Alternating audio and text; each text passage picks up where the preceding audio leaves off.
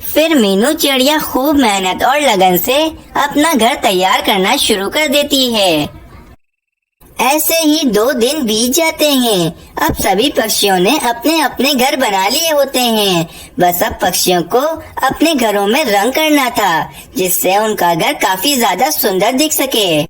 मीनू चिड़िया ने भी अपना घर बना लिया था और अब मीनू चिड़िया को भी अपने घर में रंग करना था।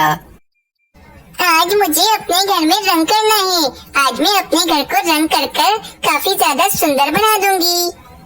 दूसरी तरफ कालू कौवे ने जंगल के सभी पक्षियों के घरों को खराब करने की योजना बना ली होती है। आज सभी पक्षी अपने घरों में रंग करने वाले हैं और कल मिट्टू महाराज जंगल के सभी पक्षियों के घर देखने आने वाले हैं।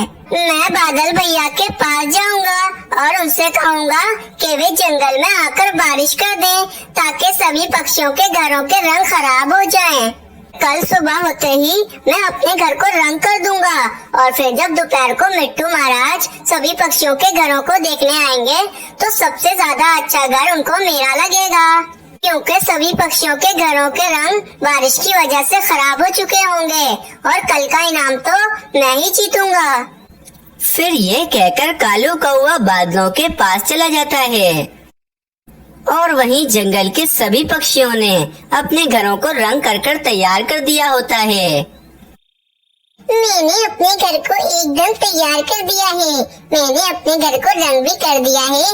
बस अब कल मिट्टू महाराज मेरे घर को देखने आए और वो मुझे ही विजेता बना दे। बादल भैया, आज आप चलकर हमारे जंगल में बारिश कर दें। हमारे जंगल में काफी दिनों से बारिश नहीं हुई है, जिसकी वजह से हमारे जंगल में पानी की काफी ज्यादा समस्या हो गई है। इसलिए आप अभी चलकर हमारे जंगल में बारिश कर दें। अच्छा ठीक है कालू कौवे, मैं कुछ देर के बाद तुम्हारे जंगल में बारिश करने के लिए आ जाऊंगा। ये सुनकर कालू कौवा खुशी खुशी अपने जंगल की तरफ चला जाता है। कालू कौवे के जाते ही वहाँ पर एक बादल आ जाता है। चलो भाई जल्दी चलो, हमें एक जंगल में जाकर बारिश करनी है। उस जंगल में आग लग गई है, चलो जल्दी चलो मेरे साथ। अरे पर मुझे तो आज तोते महाराज के जंगल में बारिश करने के लिए जाना है। अरे भाई वहाँ किसी और दिन चले जाना, पर अभी मेरे साथ चलो। उस जंगल में काफी ज्यादा आग लगी हुई है, हमें जाकर वे आग बुझानी है।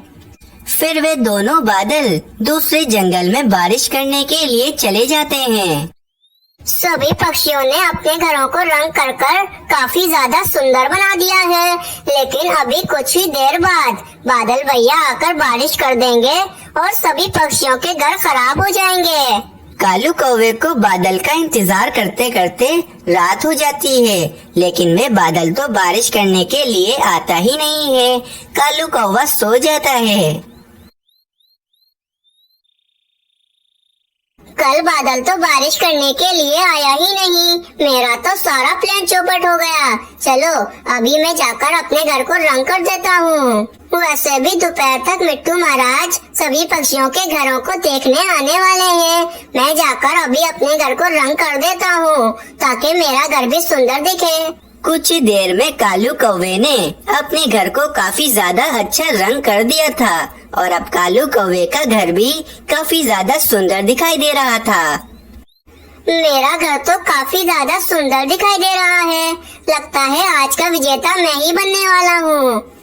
चलो भाई, आज मुझे तोते महाराज के जंगल में जाकर बारिश करनी है। कल तो मैं गया नहीं, चलो आज ही जाकर मैं उस जंगल में बारिश कर देता हूँ। फिर कुछ ही देर के बाद मिट्टू महाराज के जंगल में काफी जोरों से बारिश होना शुरू हो जाती है। बाप रे बाप, ये बारिश कैसे शुरू हो गई? मैंने अपने घर को अभी रंग किया है, मेरा घर तो खराब हो जाएगा। मुझे कुछ करना पड़ेगा। कुछ देर के बाद बारिश रुक जाती है और कालू कौवे का घर काफी ज्यादा खराब हो जाता है। मिट्टू महाराज तोते के घर के बाहर आते हैं और वे आकर तोते का घर देखते हैं। तुमने अपना घर काफी ज्यादा सुंदर बनाया है। चलो तोते, अब मैं जाकर और पक्षियों का घर भी देखता हूँ कि उनने अपना घर कैसा बनाया है। इस तरह तोते महाराज जंगल के एक एक पक्षी के घर में जाकर उनका घर देखते हैं। फिर तोते महाराज कालू कौवे के घर के बाहर आते हैं और वे कालू कौवे का खराब सा घर देखकर काफी ज्यादा गुस्सा हो जाते हैं। ये क्या कालू कौवे, तुमने अपने घर को रंग नहीं किया। तुम्हारा घर कितना ज्यादा बुरा दिख रहा है। मुझे तुम्हारा घर बिल्कुल पसंद नहीं आया। चलो अब बस मीनू चिड़िया बची है। अब मुझे मीनू चिड़िया का जाकर घर देखना है। देखता हूँ कि मीनू चिड़िया ने अपना घर कैसा बनाया है। फिर मिट्टू महाराज मीनू चिड़िया के घर के बाहर आते हैं और जब मीनू चिड़िया का घर देखते हैं तो मिट्टू महाराज की आंखें तो फटी की फटी रह जाती हैं, क्योंकि मीनू चिड़िया ने जंगल में सबसे ज्यादा सुंदर घर बनाया था। वाह वाह मीनू चिड़िया, तुमने कितना सुंदर घर बनाया है।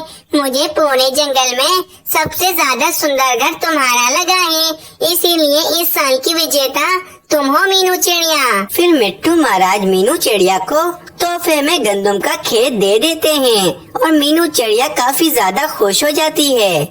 प्यारे दोस्तों, इस कहानी से हमें ये सीख मिलती है कि हम जो खड्डा दूसरों के लिए खोदते हैं, हम उस खड्डे में खुद ही गिर जाते हैं। इसीलिए हमेशा हमें दूसरों के साथ अच्छा ही करना चाहिए।